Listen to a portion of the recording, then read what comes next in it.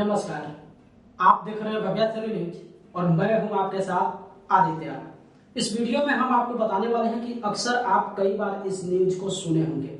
कि आकाश में उड़ता हुआ दो विमान आपस में टकरा गया। आखिर कोई भी विमान आकाश में आसमान में उड़ने के दौरान वो कैसे टकराता है वो आज इस वीडियो में आप जानने वाले हैं। क्या ये संभव है कि आसमान में उड़ता हुआ दो विमान आपस में टकरा जाए? तो ये बिल्कुल संभव है। आप जाकर इसके बारे में जानकारी प्राप्त कर सकते हैं, जहां पे लगभग कितना सारा विमान हादसा आपको मिल जाएगा। और वहीं हम भारत की ही बात कर ले तो भारत में दो विमान, एक विमान जो दुबई जा रहा था और दूसरा विमान जो है दिल्ली एयरपोर्ट के लिए आ रहा था, ये दोनों विमान आपस में टकराया जिसमें 349 लोगों की मृत्यु हो गई। इसके विषय में हम आपको दूसरे वीडियो में बताएंगे, लेकिन ये बिल्कुल फैक्ट है कि आसमान में उड़ता हुआ दो विमान आपस में टकराता है। आखिर ये क्यों टकरा जाता है वो रीजन हम आपको बताते हैं। तो इसको समझने के लिए सबसे पहले आप ये समझिए कि आखिर विमान अपने ट्रैफिक को कैसे कंट्रोल करता है, या फिर जो दिशा का रूल और रेगुलेशन है, जो नियम है, उसको कंट्रोल कैसे करता है। अगर इस बात को आप समझ जाएंगे तो बिल्कुल ये आपके लिए समझना इजी हो जाएगा। जैसे आप सड़कों पे चलते हुए किसी भी वाहन को आप देखते होंगे तो उसके गति को कंट्रोल करने के लिए या फिर एक्सीडेंट से बचाने के लिए वहां पे एक टैगलाइन या फिर रूल वहां पे बनाया गया है कि लेफ्ट एंड राइट, किस गाड़ी को लेफ्ट साइड से जाना है और किस गाड़ी को राइट साइड से जाना है। लेकिन एक चीज यहाँ पे आप जानते होंगे कि सड़क पे जो गाड़ी चलता है वहां पे ट्रैफिक काफी ज्यादा है, यानी कि सड़कों पे गाड़ी की संख्या काफी ज्यादा है। ये संख्या जो है आसमान में नहीं है, आसमान में उतना विमान नहीं उड़ता है, इसलिए ये थोड़ा ट्रैफिक ऊपर कम होता है। लेकिन उसके बावजूद आखिर ये अपनी गति को कैसे कंट्रोल करता है, तो जैसा कि हम आपको पहले ही बताए कि सड़क पे चलता हुआ कोई भी वाहन जब देखता है कि टकराव की यहाँ पे स्थिति है तो लेफ्ट और राइट से वो बच जाता है। एक तो सबसे पहले लेफ्ट और राइट का वहां पे नियम ही लगा दिया गया है कि किस गाड़ी को लेफ्ट से गुजरना है और किस गाड़ी को राइट से गुजरना है। लेकिन उसके बावजूद एक ही दिशा में अगर दो दो तीन तीन गाड़ी आ जाता है तो अपने लेफ्ट राइट से कंट्रोल करता है, जबकि ये लेफ्ट राइट जो है वो विमान के साथ नहीं होता है। अगर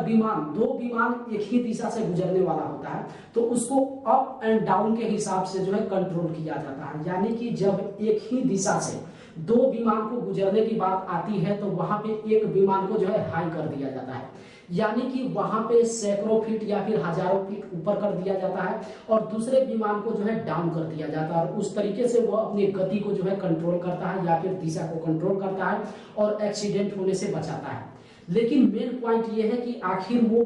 वहां पे किस तरीके से हादसा का शिकार हो जाता है, तो उसके लिए हम आपको बता दें कि किसी भी विमान को अप एंड डाउन के बीच जो वहां पे डिस्टेंस होता है, यानी कि कोई भी विमान धरती से कितना फीट ऊंचा उड़ रहा है, इस चीज को पता लगाने के लिए जो है वहां पे अल्टीमीटर का इस्तेमाल किया जाता है। विमान के अंदर एक अल्टीमीटर जो है यंत्र होता है, वो यंत्र जो है पायलट को सूचित करता है कि अभी जो विमान जहाँ पे उड़ रहा है वो धरती से कितने फीट की ऊंचाई पे है। और उसके विषय में जानकारी आप इस बात को हमेशा ध्यान रखिए कि अगर जहां पे मौसम खराब होगा या फिर बारिश की स्थिति होगी तो उस स्थिति में वो अल्टीमीटर जो है काम करना बंद कर देता है, या फिर कई बार टेक्निकली रूप से अल्टीमीटर जो है वहां पे फॉल्ट हो जाता है। तो जब अल्टीमीटर काम करना वहां पे बंद कर देगा तो उस विमान के पायलट को ये पता ही नहीं चलेगा कि आखिर जो विमान को उड़ा रहा है वो धरती से कितने फीट की ऊंचाई पे है। और यही कारण है कि जब टेक्निकली कोई एरर होता है, जब उसका अल्ट्रामीटर काम करना बंद कर देता है तो उस स्थिति में पायलट को ये पता नहीं चलता। और चूंकि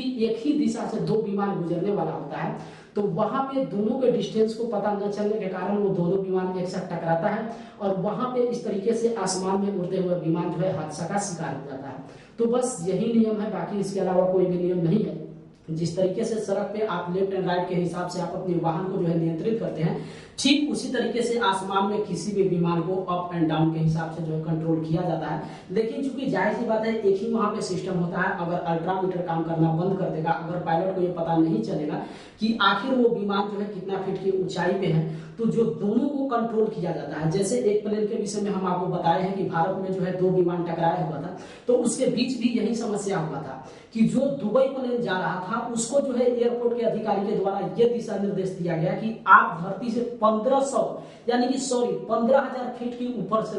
उड़ाइए। और जो दिल्ली एयरपोर्ट पे आने वाला विमान था उनको ये दिशा निर्देश दिया गया कि आप 14,000 फीट के नीचे से ले जाइए, यानी कि दोनों के बीच 1,000 फीट का डिस्टेंस था। अब वहां पे आखिर वो दोनों विमान क्यों लड़ा, उसका रीजन एक ही हो सकता है कि किसी विमान का जो अल्ट्रामीटर वहां पे यंत्र था वो वर्क करना बंद कर दिया होगा, जिससे उस पायलट को पता नहीं चला होगा कि आखिर वो जो प्लेन उड़ा रहा है वो कितने फीट की ऊंचाई पे है। और यही कारण है कि दोनों प्लेन एक दिशा से गुजरा और जिसको लेकर जो है वहां पे टकराव उत्पन्न हुई। तो यही सब रीजन होता है, बाकी इसके अलावा कोई भी रीजन नहीं है। अगर किसी भी विमान का अल्ट्रामीटर यंत्र जो है वर्क करना बंद कर देगा और उस पायलट को ये पता नहीं चलेगा कि उसका विमान कितने फीट की ऊंचाई पे, और अगर उसी दिशा में दो विमान आ जाता है तो निश्चित है वो दोनों विमान आपस में टकराएगा ही टकराएगा।